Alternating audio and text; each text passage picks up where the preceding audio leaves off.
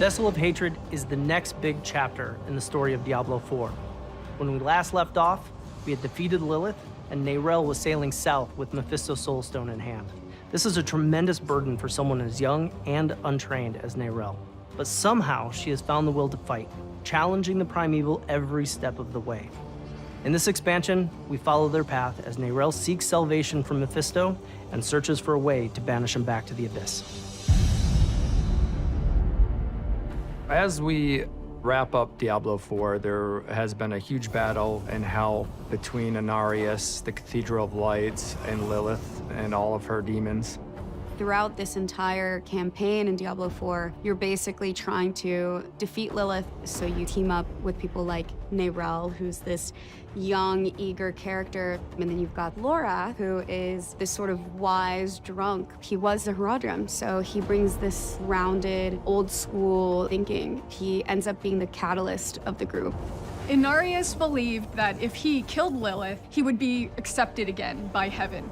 So he went after Lilith. He actually stabbed her, and heaven did not take him back. And he had this moment of, I've been wrong this entire time, and she used that against him and ended up killing Inarius.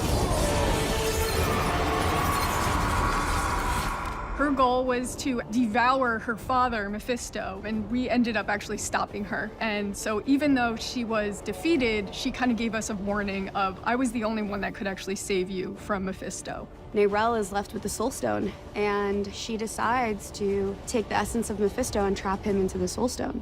Lorath is still with us and is going to try and help us find information on where Neyrelle went. And so we leave off with her sailing south with the stone, telling you, do not follow. The world might need you. And over time, things start to unfold, and you realize that Neyrelle cannot do this alone. And so you start your search for her. When we pick up in Vessel of Hatred, the Cathedral of Light is kind of in disarray. It became a bit fractured with the death of Inarius, so there was a bit of a split with the Cathedral of Light afterwards. This created an opening for a whole new sect to rise up and take things into their own hands. And so you end up with a militant wing of the church that is the Burnt Knights. Burnt Knights are led by Yurvar, a survivor of hell. He's uncompromising. He feels that he's final judgment and that he's going to make better decisions for the church. They battled in hell, and now they're on this manhunt for Neyrelle and for Lorath. They want them to pay for their crimes, and they think that they should be the ones that have a say on what happens to Sanctuary. Mephisto is the Lord of Hatred. He's probably the one primeval that can create the most deep-rooted chaos, breaking up the people of Sanctuary. In the events of Diablo 2, he was destroyed. He's been slowly resurrecting himself in hell, and he wants to come back and bring himself back to Sanctuary. And now that he is in this Soulstone that Neyrelle carries, this is his opportunity. The Herald of Hatred is Mephisto's wolf form. It's this astral projected form that he gets to put out and connect with the player and whisper in people's ears. The connection between Neyrelle, the player, and Mephisto is the fate of the world. Neyrelle wants to get rid of him, but the more time she spends with the stone, the tighter the bond between her and the stone is.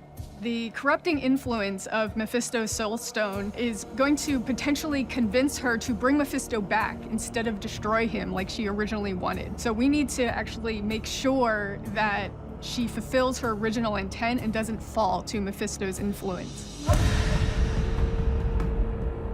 Neyrelle plans to bring the Soulstone into the Vault of Light so she can purify the Soulstone of Mephisto's essence. The Vault of Light is this really sacred place that Akarat created. His presence is really important through the history of Sanctuary. Akarat wandered the world speaking the teachings of the Zakarum faith. His tomb is also said to be in the Vault of Light, which is in Nahatu.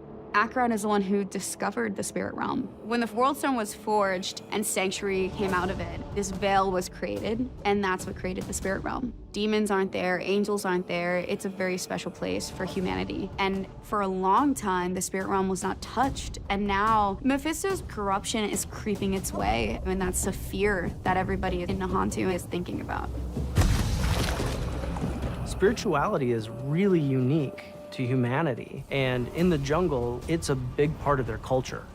Eru is this elder, this magical being, a spirit born, and he's really connected to Nahantu. This is his home. This is his ancestral lineage, and he's guiding the player on this journey to help Neyrelle.